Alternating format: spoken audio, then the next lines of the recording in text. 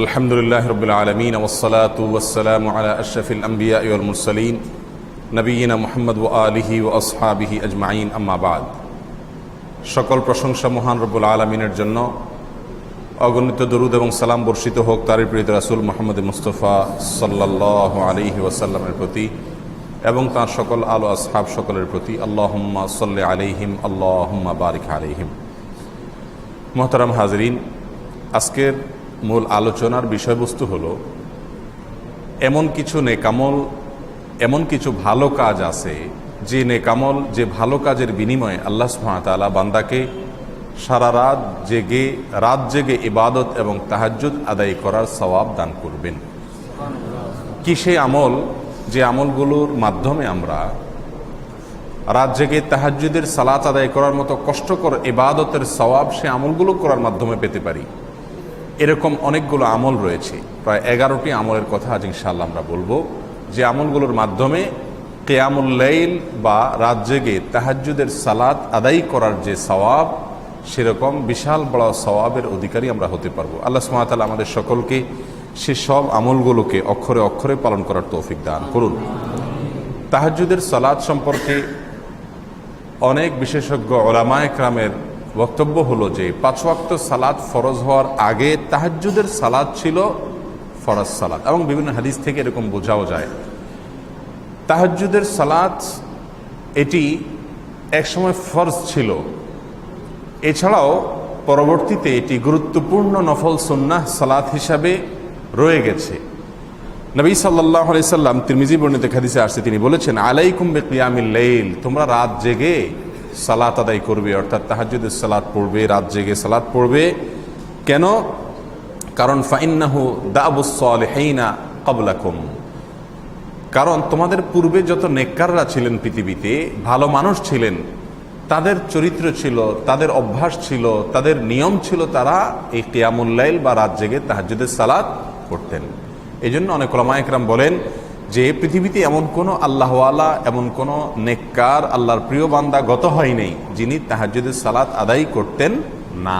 তার মানে আল্লাহর কেউ প্রিয় পাত্র হতে হলে, কেউ আল্লাহওয়ালা মানুষ হতে হলে, নেককার সালেহ মানুষ হতে হলে তাকে অবশ্যই কিয়ামুল লাইল বা রাত জেগে তাহাজ্জুদের সালাতের অভ্যাস করতে হবে। আর সেজন্য সন্ধ্যা রাত্রে তাড়াতাড়ি শুয়ে যেতে হয়। নবী আলাইহিস সালাম আরও বলেছেন, এটার আরও উপকারিতা হলো ওয়াকরবাতুন ইলা রব্বিকুম, এই তাহাজ্জুদের সালাত বান্দাকে তার রবের খুব কাছাকাছি নিয়ে যায়। তোমরা যদি আল্লাহর খুব নৈকট্য অর্জন করতে চাও, আল্লাহর খুব কাছাকাছি যেতে চাও, তাহলে তাহাজ্জুদের সালাত তোমরা পড়বে, রাত জেগে সালাত আদায় করবে। আরও বলেছেন ওয়া মুকাফফিরাতুন লিসসাইয়্যাত, ছোটোখাটো যত ভুল ত্রুটি হয়ে থাকে এগুলো সবগুলো আল্লাহ সুবহানাহু ওয়া তাআলা মাফ করেন। কিসের মাধ্যমে? এই তাহাজ্জুদের সালাত বা কিয়ামুল লাইলের মাধ্যমে। আরও বলেছেন যে এই সালাতের আরেকটা ফজিলত হলো যে গুনাহ এবং পাপাচার থেকে মানুষকে বাঁচিয়ে রাখে। এমনি যে কোনো সালাতের স্বভাবই হলো, সালাতের বৈশিষ্ট্যই হলো যে সালাত মানুষকে অন্যায় কাজ থেকে বিরত রাখে। বিশেষভাবে সালাতুল তাহাজ্জুদ বা তাহাজ্জুদের নামাজের মধ্যে আল্লাহ সুবহানাহু ওয়া তাআলা এই ফজিলত এবং বৈশিষ্ট্য দিয়ে রাখছেন যে এই নামাজ যে পড়ে আল্লাহ সুবহানাহু ওয়া তাআলা তাকে গুনাহ থেকে আস্তে আস্তে দূরে রাখেন, সরিয়ে রাখেন। তাহাজ্জুদের সালাতের ফজিলত অগণিত, অপরিসীম, বলে শেষ করা কঠিন। নবী আলাইহিস সালামের হাদিসে আসছে, তিনি বলেছেন, রাতের শেষ ভাগে এসে আল্লাহ সুবহানাহু ওয়া তাআলা দুনিয়ার আসমানে নেমে আসেন এবং বান্দাদেরকে ডেকে ডেকে ক্ষমার কথা বলেন এবং বলেন, তোমাদের মধ্যে কেউ ক্ষমা প্রার্থনাকারী আছে যাকে আমি ক্ষমা করব? তোমাদের মধ্যে কেউ কি আছে যে আমার কাছে কিছু চাইবে, আমি তার চাওয়া পূরণ করব?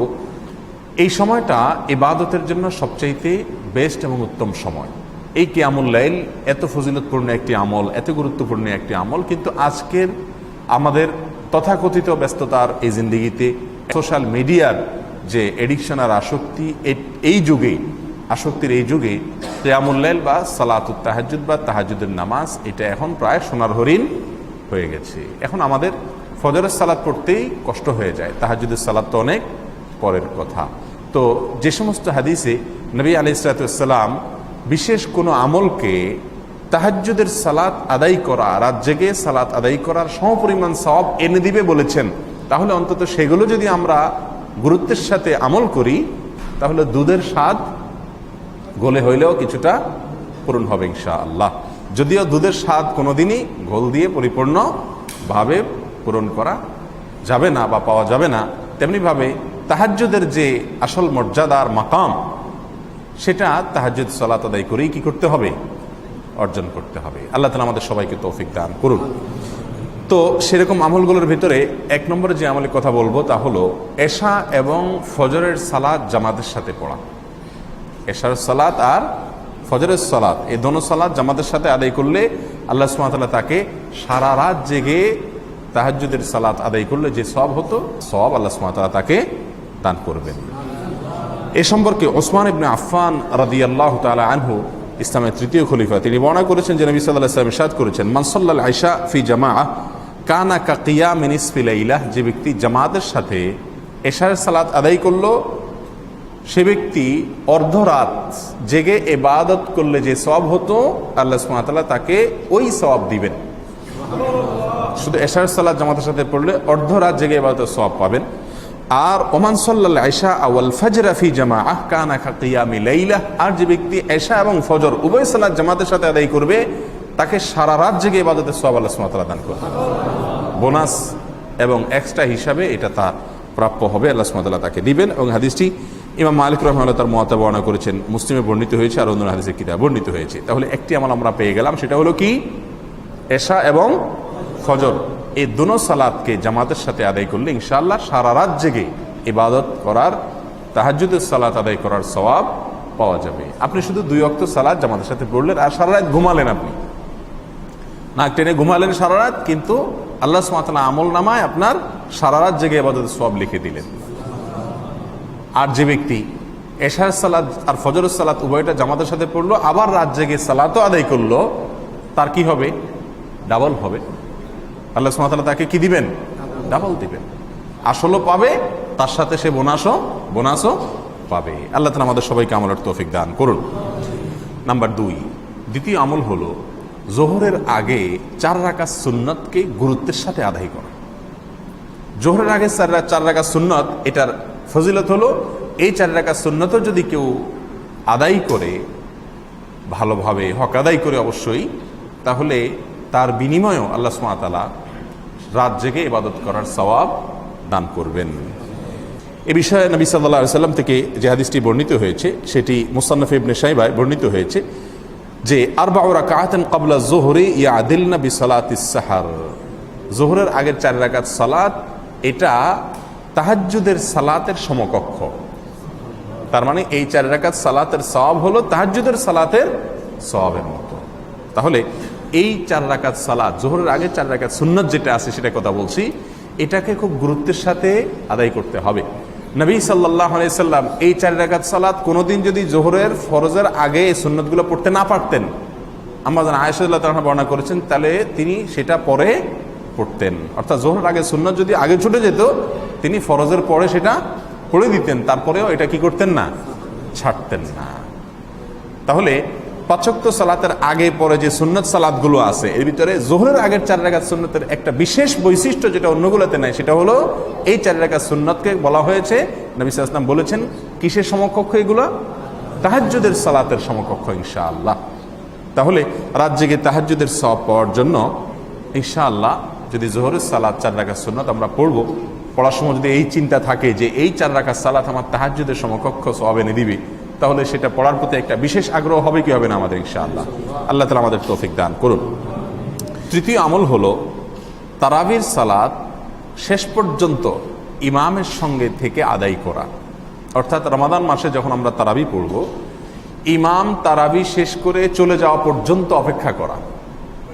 ইমাম তারাবি শেষ করে চলে যাওয়া পর্যন্ত যে ব্যক্তি থাকবে, সে ব্যক্তিকে আল্লাহ সুবহানাহু ওয়া তাআলা সারা রাত জেগে সালাত আদায় করার সওয়াব এনে দিবেন। এখন তো উল্টা, এখন তো হলো ইমাম বসে থাকেন, মুসল্লিরা চলে গেলে তারপরে যাবেন। ইমাম হয়ে গেছে চাকর, মুসল্লিরা চলে গেলে তারপরে কে যাবে? ইমাম যাবে। আর হাদিসে নবী সাল্লাল্লাহু আলাইহি ওয়াসাল্লাম বলছেন যে ইমাম যাওয়া পর্যন্ত মুসল্লিরা বসে থাকবে, কারণ ইমাম নেতা চলে গেলে তারপর বাকিরা যাবে। এখন হলো যে নেতা সব বসে থাকেন, আপনি চাকর। হ্যাঁ, ঠিক কি না? আপনি বসে থাকেন, সব চলে যাবে, তারপর আপনি যাবেন। এই না মানসিকতা আমাদের? আল্লাহ তাআলা মাফ করুন। তাহলে তৃতীয় আমল হলো তারাবির সালাতে ইমাম চলে যাওয়া পর্যন্ত অপেক্ষা যে করবে তারপরে যাবে, তাকে আল্লাহ সুবহানাহু ওয়া তাআলা সারা রাত জেগে ইবাদতের সওয়াব এনে দিবেন।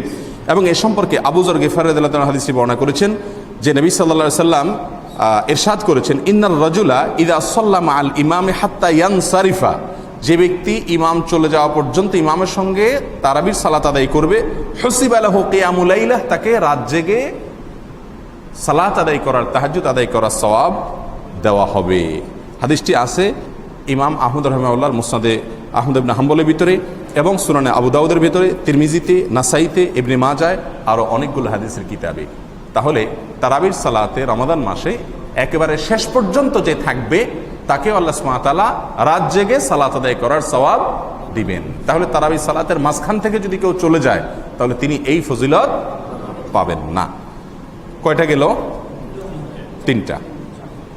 নাম্বার 4, চতুর্থ যে আমলটি রাত জেগে সালাত আদায়ের সওয়াব এনে দিবে তা হলো রাতের ভেতরে 100 আয়াত তেলাওয়াত করলে। সারা রাতের ভেতরে কোরআনে কারীমের যে কোনো 100টি আয়াত যদি কেউ তেলাওয়াত করে তাহলে সেক্ষেত্রেও আল্লাহ সুবহানাহু ওয়া তাআলা তাকে রাত জেগে সালাত আদায় করার বা তাহাজ্জুদের সওয়াব দান করবেন। এবং এই প্রসঙ্গে তামিমে দারি বর্ণিত হাদিসে নবী আলাইহিস সালাতু ওয়াস সালাম ইরশাদ করেছেন, মান ক্বারাআ বিমিআতি আয়াতিন ফি লাইলাতিন, যে ব্যক্তি এক রাতে 100 আয়াত তেলাওয়াত করবে, কুতিবা লাহু কুনুতু লাইলাতিন, তার জন্য রাত জেগে সারা রাত জেগে ইবাদত করার, তাহাজ্জুদের নামাজ পড়ার সওয়াব লেখা হবে তার আমলনামায়। এবং এই হাদিসটি বর্ণিত হয়েছে মুসনাদে আহমদ ইবনে হাম্বলের ভিতরে এবং দারিমি সহ অন্যান্য হাদিসের কিতাবে, এবং এই হাদিসটিও সহিহ, আল্লামা রাহিমাহুল্লাহ সহিহ বলেছেন। তাহলে চতুর্থ নম্বর আমল পেয়ে গেলাম, আর সেটা হলো রাতের ভেতরে 100 আয়াত তেলাওয়াত করা। যে কোনো 100 আয়াত আপনি রাতে তেলাওয়াত করলেন তাহলে সওয়াব পাবেন ইনশাআল্লাহ। কোন হাদিস থেকে পাওয়া যায় এই আয়াতগুলো 100 আয়াত যদি কেউ রাতের ভিতরে পড়তে না পারে, এটা তার ওজিফা বানায় নেবে, নির্ধারিত ওজিফা, যে আমার জীবনের মানে সারাদিনের ডিউটির ভিতরে একটা হলো রাতে 100 আয়াত তেলাওয়াত করা। এটা যদি কেউ রাতে তেলাওয়াত করতে না পারে, পরের দিন জোহরের আগেও যদি করে, তবুও এটা তার কাজা হিসাবে, নফলের কাজা হিসাবে সেটা ধর্তব্য হবে এবং একই ফজিলত সে পাবে ইনশাআল্লাহ। তাহলে আরেকটু ছাড় এবং সুযোগ পাওয়া গেল, যদি কোনো কারণে রাত মিস হয়ে যায় তাহলে দিনে করা যেতে পারে। আল্লাহ তাআলা এই আমলটি আমাদেরকে করার তৌফিক দান করুন। নাম্বার 5 নম্বর যে আমল আমাদেরকে সারা রাত জেগে ইবাদতের সওয়াব এনে দিবে সেটা হলো সূরা বাকারার শেষ 2 আয়াত। সূরা বাকারার শেষ 2 আয়াত, এই 2 আয়াত যে ব্যক্তি তেলাওয়াত করবে, এই 2 আয়াত যদি ব্যক্তি পড়বে রাতের বেলায়, এই 2 আয়াতের ফলে আল্লাহ সুবহানাহু ওয়া তাআলা তাকে রাত জেগে সালাত আদায় করার, তাহাজ্জুদের সওয়াব দান করবেন। এবং এই সম্পর্কে আবু মাসউদ রাদিয়াল্লাহু তাআলা বর্ণিত হাদিসে আসছে, নবী সাল্লাল্লাহু আলাইহি ওয়াসাল্লাম ইরশাদ করেছেন, মান ক্বারাআ বিল আয়াতাইনি মিন আখিরি সূরাতিল বাকারা, সূরা বাকারার শেষ 2টি আয়াত যে ব্যক্তি তেলাওয়াত করবে ফি লাইলাতিন, কোন রাতে, কাফাতাহু, তাহলে ওই 2টি আয়াত ওই রাতে তার জন্য যথেষ্ট হয়ে যাবে।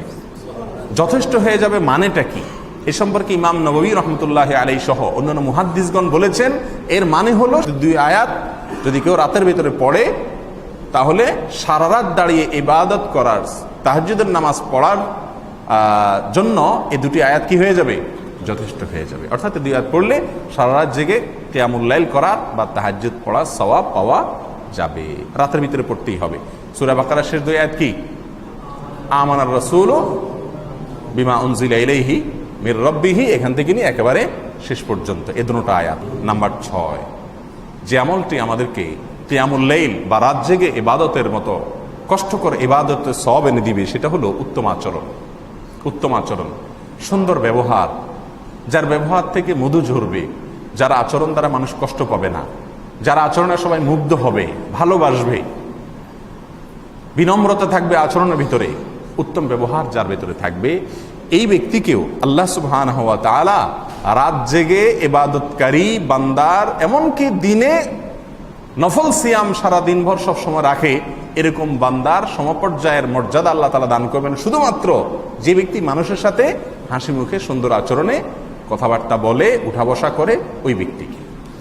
আয়েশা রাদিয়াল্লাহু তাআলা থেকে বর্ণিত হয়েছে, তিনি বলেছেন যে সামি'তু রাসূলুল্লাহ সাল্লাল্লাহু আলাইহি ওয়াসাল্লাম ইয়াকুল, আমি নবী সাল্লাল্লাহু আলাইহি ওয়াসাল্লামকে বলতে শুনেছি, ইন্নাল মুমিনা লা ইউদরিকু বিহুসনি খুলুকিহি দারাজাতি কাইমিল লাইলি ওয়া সাইমিন নাহার, যে একজন মুমিন ইমানদার বান্দা তার শুধুমাত্র সুন্দর আচরণ, সুন্দর ব্যবহার দিয়ে সারা রাত জেগে ইবাদত গুজার বান্দা আর সারা দিন ধরে সিয়াম পালনকারী বান্দার যত সওয়াব আর মর্যাদা আল্লাহর কাছে হতে পারে সেই পরিমাণ সওয়াব মর্যাদা পেতে পারে ইমানদার বান্দা শুধুমাত্র তার সুন্দর আচরণ দ্বারা। নবী আলাইহিস সালাতু ওয়াস সালাম ঘোষণা দিয়েছেন। এটিও মুওয়াত্তা ইমাম মালিকের ভিতরে বর্ণিত হয়েছে, মুসনাদে আহমদ সহ, আবু দাউদ সহ অন্যান্য হাদিসের কিতাবেও বর্ণিত হয়েছে। আল্লাহ সুবহানাহু ওয়া তাআলা আমাদের সকলকে উত্তম আচরণকারী হওয়ার তৌফিক দান করুন। উত্তম ব্যবহার মুমিনের এমন একটা সম্পদ যে তিরমিজির এক হাদিসে আসছে, নবী আলাইহিস সালাতু ওয়াস সালাম বলেছেন, উত্তম আচরণ, সুন্দর ব্যবহার বান্দার এই বিষয়টি কিয়ামতের ময়দানে তার মিজানের পাল্লায় যখন আমল পরিমাপ করা হবে তখন উত্তম আচরণের ওয়েট এবং ভার হবে যে কোনো আমলের চাইতে সবচাইতে বেশি। মা মিন শাইইন আসকালু ফিল মিজানি ইয়াওমাল কিয়ামাতি মিন হুসনিল খুলক। উত্তম আচরণের চাইতে বেশি ওয়েটফুল কোনো আমল আর মিজানের পাল্লায় উঠবে না। এই জন্য ভাইরা আমার, মুসলিম এর আচরণ হবে সবচাইতে মধুর, সবচাইতে সুন্দর। যদিও আজ এই আচরণ থেকে আমরা অনেক দূরে সরে গেছি, আমাদের আচরণগুলো এখন আর এত সুন্দর হয় না। যে কোনো কারণেই হোক, আমরা আমাদের আচরণে নিজেদের যে আচরণগত সৌন্দর্য থাকার কথা ছিল ইমানদার হওয়ার কারণে, সেটা আর আমাদের ভেতরে নাই। অধীনস্থ লোক হোক, পরিবারের লোক হোক, অপরিচিত পরিচিত লোক হোক, মানুষের সাথে রুক্ষ ব্যবহার আমরা করব না, সুন্দর আচরণ করব। আল্লাহ তাআলা আমাদের সকলকে এই মূল্যবান আমলটিকেও ধারণ করার তৌফিক দান করুন। নাম্বার 7 নম্বর আমল হলো বিধবা এবং মিসকিন, এই টাইপের অসহায় মানুষগুলোর জন্য যারা খেদমত এবং সেবা দানের চেষ্টা করে, তাদেরকে মাসিক ভাতা দেয়, তাদের দায়ভার গ্রহণ করে, তাদেরকে নিজের পরিবারের সদস্য মনে করে, তাদের অভিভাবকত্ব করে, তাদের খরচ খরচা চালায়। কথার কথা, কোনো একটা পরিবার বিধবা হয়ে গেল যে কোনো কারণে, আপনি সেই পরিবারের দায়িত্ব নিলেন। হ্যাঁ, একটা মিসকিন পাওয়া গেল, সেই মিসকিনের অভিভাবকত্ব করলেন, তার খরচ খরচা দিলেন, তার পড়াশোনার ব্যবস্থা করলেন, একবারে অভিভাবকের দায়িত্ব পুরোটা পালন করলেন। এরকম যদি হয় তাহলেও আল্লাহ সুবহানাহু ওয়া তাআলা এই ব্যক্তিকেও রাত জেগে সালাত আদায় করার তাহাজ্জুদের সওয়াব দান করবেন। এ সম্পর্কে আবু হুরায়রা রাদিয়াল্লাহু তাআলা থেকে বর্ণিত হাদিসে নবী সাল্লাল্লাহু আলাইহি ওয়াসাল্লাম ইরশাদ করেছেন, আস-সাই আলাল আরমিলাতি ওয়াল মিসকিন কাল মুজাহিদি ফি সাবিলিল্লাহি আওয়াল কাইমিল লাইলা আস-সাইমিন নাহারা। অর্থাৎ যে ব্যক্তি বিধবা অথবা মিসকিন এদের দায়ভার ব্যয়ভার গ্রহণ করে, এদের অভিভাবকত্ব করে, তাদের খরচ খরচা চালায় দেয়, তাদের খোঁজ খবর নেয়, তাদের দেখভাল করে, তাদের দায়িত্ব গ্রহণ করে, তাদের পেছনে সেবা দিয়ে থাকে, নবী রাসূলুল্লাহ সাল্লাল্লাহু আলাইহি ওয়াসাল্লাম বলেছেন সেই ব্যক্তি হয় আল্লাহর রাস্তায় যারা মুজাহিদ জিহাদ করে তাদের সমান সওয়াব পাবে, অথবা রাত জেগে যারা তাহাজ্জুদের সালাত আদায় করে তার সমান সওয়াব পাবে, সারাদিন নফল সিয়াম কষ্ট করে না খেয়ে সিয়াম পালন করে ওই ব্যক্তির মতো সওয়াব অর্জন করবে। আল্লাহ তাআলা আমাদেরকে আমলটি করার তৌফিক দান করুন। নাম্বার 8, জুমার দিনের বিশেষ কিছু আদব, বিশেষ কিছু নিয়ম, বিশেষ কিছু মুস্তাহাব সুন্নাহ কাজ রয়েছে যেগুলো পালন করলেও আল্লাহ সুবহানাহু ওয়া তাআলা রাত জেগে কিয়ামুল লাইলের সওয়াব দান করবেন। এবং এ বিষয়ে আউস আস-সাকাফি রাদিয়াল্লাহু তাআলা আনহু বর্ণনা করেছেন যে সামিআতু রাসূলুল্লাহ সাল্লাল্লাহু আলাইহি ওয়াসাল্লাম ইয়াকুল, আমি নবী সাল্লাল্লাহু আলাইহি ওয়াসাল্লামকে বলতে শুনেছি, মান গাসসালা ইয়াউমাল জুমআতি ওয়াগতাসালা, যে ব্যক্তি জুমার দিনে গোসল করলো ভালো করে, আর বিবাহিত হলে ফরজ গোসল করলো এবং ভালো করে গোসল করলো, সুম্মা বাক্কারা ওয়াবতাকার, এরপরে তাড়াতাড়ি উঠলো, সকালে ভোরে তাড়াতাড়ি ঘুম থেকে উঠলো, জুমার দিনে স্পেশালি ফজরের জামাতের সাথে পড়লে সালাত সবচেয়ে উত্তম হাদিসে আসছে, ওয়ামাশা ওয়ালাম ইয়ারকাব, অথবা সকালে তাড়াতাড়ি মসজিদে জুমার দিকে আসলো এবং সে পায়ে হেঁটে চললো, কোনো বাহনে চললো না, মসজিদে আসলো, ওয়াদানা মিনাল ইমাম, এবং সবার আগে আসছে মসজিদে এবং ইমামের খুব কাছাকাছি আসছে, ফাস্তামা ওয়ালাম ইয়ালগু, এবং মনোযোগ দিয়ে খুতবা শ্রবণ করেছে, একটিও অনর্থক কথা বা কাজ করে নাই, কারোর সাথে কথাবার্তা বলে নাই, কানা লাহু বিকুল্লি খুতওয়াতিন আমালু সানাতিন আজরু সিয়ামিহা ওয়া কিয়ামিহা। তাহলে ওই ব্যক্তিকে আল্লাহ সুবহানাহু ওয়া তাআলা ওই বাসা থেকে যে আসলো, যত কদম দিবে তত কদমে তত বছরের সওয়াব আল্লাহ সুবহানাহু ওয়া তাআলা, সিয়ামের তত বছর রোজা রাখলে সেই সওয়াব, এবং তত বছর তাহাজ্জুদের নামাজ পড়লে সেই সওয়াব তাকে দান করা হবে। হাদিসটি তিরমিজি এবং মুসনাদে আহমদ সহ বিভিন্ন হাদিসের কিতাবে বর্ণিত হয়েছে। অনেক উলামা ইকরাম বলেছেন, কোরআন এবং হাদিসের মহাসমুদ্রের ভেতরে অন্য দ্বিতীয় কোনো হাদিস নাই এর চাইতে বেশি ফজিলতপূর্ণ। আর কোনো হাদিস নাই। যত ফজিলত আলা হাদিস আপনি জানেন সবগুলোকে একসাথ করেন, এর দ্বারা কাছে হবে না। কেন বলেন তো? প্রতি কদমে 1 বছর নফল রোজা, 1 বছর তাহাজ্জুদ পড়ার সওয়াব।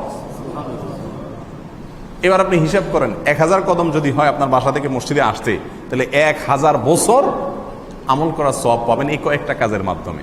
ভালো করে গোসল করলেন, বিবাহিত হলে ফরজ গোসল করলেন, ভালো করে গোসল করলেন, আগে আগে মসজিদে আসলেন, ইমামের কাছাকাছি আসলেন, কোনো অনর্থক কাজ করলেন না, পায়ে হেঁটে আসলেন, বাস এই কয়েকটা কাজ করলেন, বিনিময়ে প্রতি কদমে 1 বছর নফল রোজা রাখা আর 1 বছর রাত জেগে তাহাজ্জুদ পড়ার সওয়াব প্রতি কদমে পাওয়া যাবে। যত কদম বাড়বে তত বেশি হবে। এই জন্য কোনো কোনো সাহাবী বাসা যখন মসজিদ থেকে অনেক দূরে হয়তো খুশি হয়ে যেতেন যে আমার তাহলে সওয়াবের ক্যালকুলেশনটা বৃদ্ধি পেতে থাকবে। আল্লাহ তাআলা আমাদেরকে এই আমলটাও করার তৌফিক দান করুন। জুমার দিনে আগে আগে মসজিদে আসা এবং কাছাকাছি এসে বসা। এরপরে 9 নম্বর আমল হলো আল্লাহর রাস্তায় রাত জেগে পাহারাদারি করার কাজ করা। আল্লাহর রাস্তায় রাত জেগে কি করা? পাহারাদারির কাজ করা। যখন সবাই ঘুমন্ত থাকে তখন পাহারাদারি করা। মুসলিম রাষ্ট্রের, মুসলিম দেশের, মুসলিম ভূখণ্ডের যে সীমানা আছে সেই সীমানা যারা রাত জেগে পাহারাদারি করে এই সওয়াব তারা অর্জন করতে পারে। এছাড়া যে কোনোভাবে যদি রাত জেগে কেউ মুসলিমদের জান এবং মালের হেফাজতের জন্য রাত জেগে পাহারাদারির কাজ করে, আমল করে আল্লাহর রাস্তায়, তো আল্লাহ সুবহানাহু ওয়া তাআলা তাকেও রাত জেগে সালাত আদায়কারী বা তাহাজ্জুদ আদায়কারীর মতো সওয়াব দান করবেন। এবং এই প্রসঙ্গে সালমান ফারসি রাদিয়াল্লাহু তাআলা আনহু থেকে বর্ণিত যে হাদিসটি বুখারী এবং মুসলিমে বর্ণিত হয়েছে, নবী সাল্লাল্লাহু আলাইহি ওয়াসাল্লাম ইরশাদ করেছেন, রিবাতু ইয়াউমিন ওয়া লাইলাতিন খায়রুম মিন সিয়ামি শাহরিন ওয়া কিয়ামিহি। 1 দিন এবং 1 রাত আল্লাহর রাস্তায় পাহারাদারি করা, আল্লাহর রাস্তায় পাহারাদারি করা, মুসলিম ভূখণ্ডের সীমানা পাহারাদারি করা, জিহাদের ময়দানে মুজাহিদদের জানমাল এগুলোর পাহারাদারি করা, এই পাহারাদারির আমলের বিনিময়ে আল্লাহ সুবহানাহু ওয়া তাআলার দৃষ্টিতে এর সওয়াব হবে 1 মাস নফল রোজা এবং 1 মাস নফল তাহাজ্জুদের নামাজ পড়ার চাইতেও বেশি, যদি আল্লাহর রাস্তায় পাহারাদারির সুযোগ কখনো তৈরি হয়। আল্লাহ তাআলা আমাদেরকে আমলটিও করার তৌফিক দান করেন। নাম্বার 10 নম্বর আমল হলো ভাই, আপনি রাতে শোয়ার সময় যদি একটু তাড়াতাড়ি শোন এবং পাক্কা নিয়ত করে শোন যে আমি ইনশাআল্লাহ ভোর রাতে আজানের, ফজরের আজানের একটু আগে উঠার চেষ্টা করব এবং ওযু করে 2-4 রাকাত তাহাজ্জুদের নামাজ পড়ব। এরকম পাক্কা নিয়ত করে যদি কি করেন, আপনি শুয়ে যান, এরপরে যদি আপনি উঠার সুযোগ নাও পান, আল্লাহ সুবহানাহু ওয়া তাআলা আপনাকে এই সওয়াব দান করবেন ইনশাআল্লাহ। আবু দারদা রাদিয়াল্লাহু তাআলা বর্ণিত হাদিসে আসছে, নবী সাল্লাল্লাহু আলাইহি ওয়াসাল্লাম বলেছেন, যে ব্যক্তি বিছানায় আসলো এবং সে এই নিয়ত রাখে যে আমি রাতে উঠে তাহাজ্জুদের সালাত পড়ব, কিয়ামুল লাইল করব, কিন্তু সেই সুযোগ সে পায় নাই, ঘুম থেকে উঠতে পারে নাই, তো এই ব্যক্তিকে আল্লাহ সুবহানাহু ওয়া তাআলা রাত জেগে সালাত আদায় করার সওয়াব দান করবেন। এবং পাক্কা নিয়ত যদি থাকে, রাত্রে শোয়ার সময় যদি পাক্কা নিয়ত থাকে যে আমি উঠে কি করব, তাহাজ্জুদের সালাত আদায় করব, তাহলে ইনশাআল্লাহ সে এই ফজিলত অর্জন করবে। এখন যদি আপনি প্রতিদিন রাতে শোয়ার সময় চিন্তা করেন যে আমি নিয়ত করলাম তাহাজ্জুদ পড়ব, এই নিয়ত করে শুয়ে গেলেন এবং আশা করলেন যে নিয়ত করলে যেহেতু রাত জেগে আমল করার সব হবে, অতএব নিয়ত করে শুয়ে গেলাম, আর ফজরের সময় মাশাআল্লাহ উঠলেন অথবা 7টার দিকে উঠলেন, এবং এটা আপনার সারা বছরের অভ্যাস, আপনি শুধু নিয়ত করেন, নিয়ত করে শুয়ে যান, একদিনও উঠেন না, তাহলে কিন্তু এই সওয়াব পাওয়া যাবে না। কারণ এটা নিয়তের নামে এক ধরনের কি হবে, তামাশা করা হবে। আপনার নিয়ত আছে, এটার প্রমাণ হবে কি দিয়া?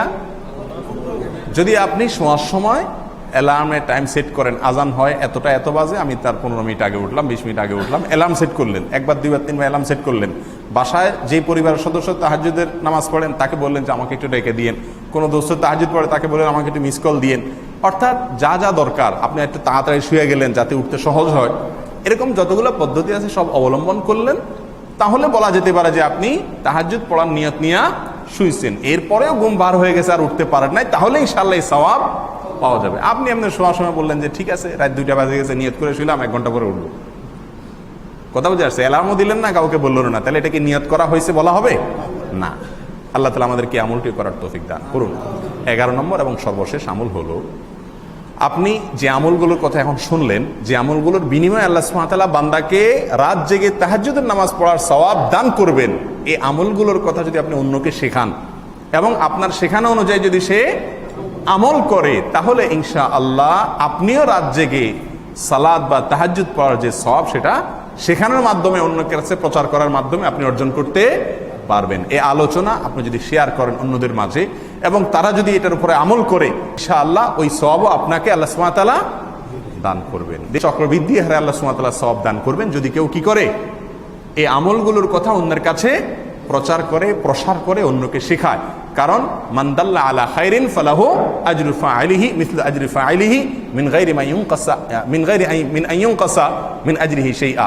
যে ব্যক্তি কোনো ভালো কাজের পথে মানুষকে আহ্বান করবে, পথ দেখাবে, সে ব্যক্তিকে ওই ভালো কাজ করা ব্যক্তির সমান সওয়াব আল্লাহ তাআলা দান করবেন। বিধায় এই আমলগুলোর কথা প্রচার করলাম, প্রসার করলাম, মানুষকে শেখালাম, এবং এর মাধ্যমে যারা করবে ইনশাআল্লাহ আমি শেখানোর মাধ্যমে তাদের সমান সওয়াব অর্জন করব।